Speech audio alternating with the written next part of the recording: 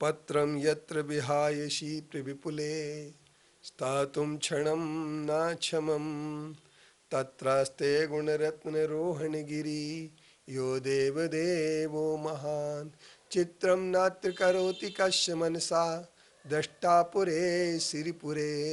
सश्री पार्श्वजनेश्वरो विजयते दिग्भाषिषां शासनम् पत्र टिके न जहाँ अधर में गुण रत्नों का गिरिवर हो कितना विस्मय किसे नहीं हो जरा देख लो शिरपुर को देवों के भी देव पास जिन अंतरिक्ष में शांत रहे युगों युगों तक दिगंबरों का जिन शासन जयवंत रहे। प्रत्येक व्यक्ति को अपने ज्ञान का मद हो जाता है और यह ज्ञान का घमंड अपने आप को बहुत बड़ा ज्ञानी मान करके चलने लगता है और यह घमंड इतनी सीमा तक पहुंच जाता है कि व्यक्ति यह समझने लगता है कि मैं केवल ज्ञान से कम नहीं हूँ। परंतु ये ज्ञान क्या है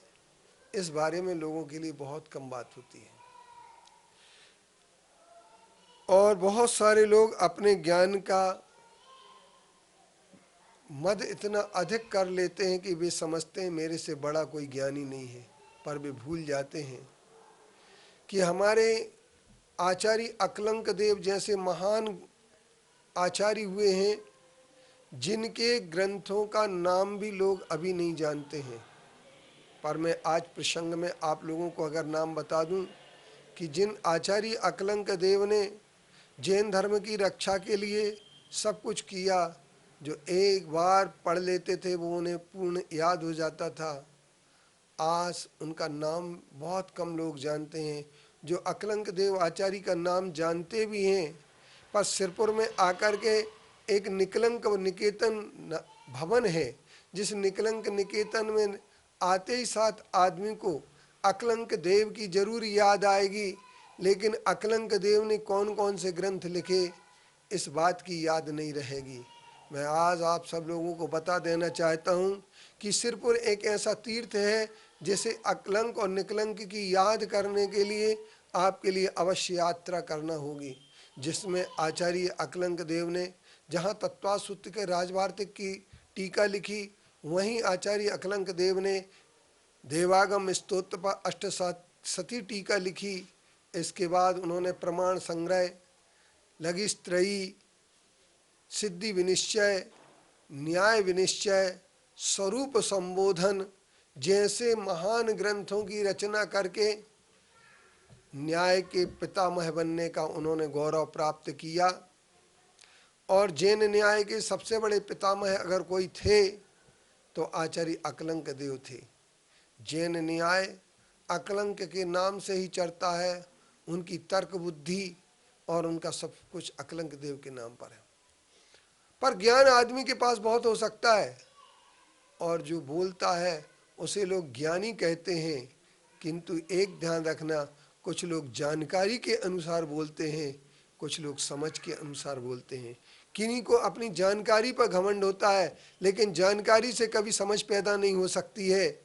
क्योंकि समझ और जानकारी में बहुत अंतर होता है। ज्ञान में आदमी जानकारी को ज्ञान मान लेता है, पर ज्ञान से कभी अकेली जानकारी से कभी वैराग्य पैदा नहीं हो सकता है, किंतु यह द्रव्य श्रुति ही कहलाता है और न सम्यक दर्शन की प्राप्ति हो सकती है। किंतु भाव श्रुत जो होता है वो हमारी समझ होती है, और जिस समझ से प्रेम, करुणा, वैराग्य जैसी भावनाएं पैदा हो जाती हैं, और जिन प्रेम, करुणा और वैराग्य की भावना के माध्यम से ही आत्मा का कल्याण होता है। इसलिए हमें घमंड